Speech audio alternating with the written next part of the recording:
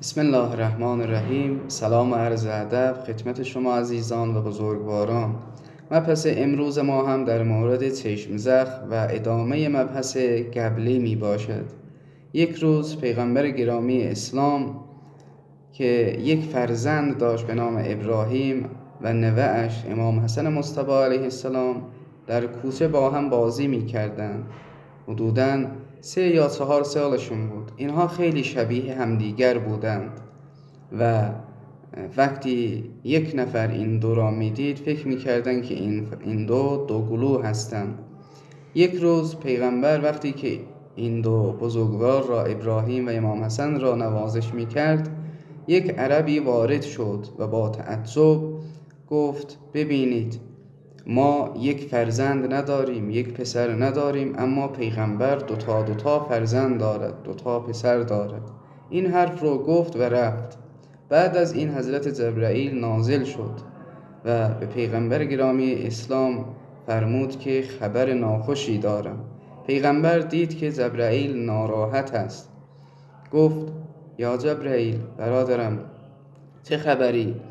گفت که به قضا قدر الهی، چون پسرت و فرزند و نوه‌ات امام حسن محافظ نداشتند چشم خوردند و به قضا قدر الهی باید یکیشون از دنیا بره. گفت که شما از طرف خداوند میایی، آیا آیه ذکری روایتی نیست که این را دفع کن؟ گفت کار از کار گذشته و باید یکی از 2 نفرشان از دنیا برود. گفت امام حسن اما چون پیش خداوند مقام و منزلتی داری، به این صورت می توانی که یکی از این 2 را انتخاب کنی. هر کدوم را که خودت انتخاب کنی به قضا قدر الهی باید از دنیا برود. امام حسن میگن حضرت جبرئیل پیامبر میگوید که من نمیتوانم حسن را انتخاب کنم، چون اگر حسن را انتخاب کنم بعداً چجوری به صورت حضرت علی و حضرت زهرا نگاه کنم؟ پس پیامبر گرامی اسلام ابراهیم را انتخاب می کند و ابراهیم بعد از ظهر تب می کند و فردای آن روز ابراهیم از دنیا می رود. ابراهیمی که میوه دل پیغمبر بود، پیغمبری که بهانه خلقت این دنیاست، چشم می‌خورند، چه برسد به ما که فرد عادی هستیم. اما اهمیت موضوع را خواستم خدمتتون عرض کنم که چشم زخم واقعیت دارد و حتی پیامبر و امام هم چشم می‌خورند. اما انواع دارد چشم زخم. چشم زخم را چه افرادی می‌توانند انجام بدهند؟ 3 نوع هستند: یا انسان‌ها هستند، یا جنیان هستند، یا حیوانات هستند. یعنی این 3 موجود می‌توانند چشم بزنند.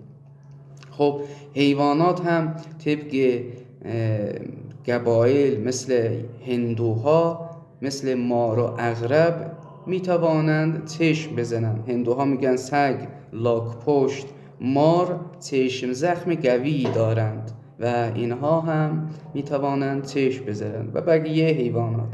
ما انواع چشم زخم ها داریم.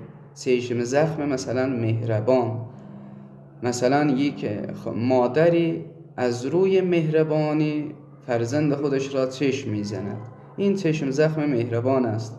از روی مهربانی، از روی محبت مادر فرزند خودش را چشم میزند، به این نوع میگن چشم زخم مهربان. یا زن و شوهر همدیگر را از محبت چشم میزنند.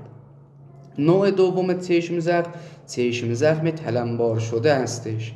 یعنی فرد از بچگی هی چشم زخم گرفته، هی چشم زدنش، اما کاری نکرده، باطلشون نکرده، هی تلمبار شده، در بزرگسالی به یک بیماری مبتلا میشه و مریض میشه و شاید از دنیا برود و این چشم زخم تلمبار شده هست. چشم زخم بعدی چشم زخم حسادت هستش که بعضی افراد از روی حسادت بیقرار میشوند. مثلا با خانومش دعوا میکنه. وقتی فردی بیقرار شد و با خانومش دعوا کرد، این از نوع چشم زخم حسادت هستش. چشم زخم بعدی چشم زخم اورژانسی هست. فردی طرف مثلا از مهمونی آمد، مهمونی میاد، بعد از اینکه از مهمونی میاد در خانه زنگ و دعوا می شود و مشکلی به وجود می آید. به این چشم زخم اورژانسی می گویند و چشم زخم های بعدی است که انشاءالله در کلیپ های بعدی خدمتتون ضبط خواهم کرد. موفق و مؤید باشید. در دعای خیرتان ما را هم دعا کنید. یا علی مدد.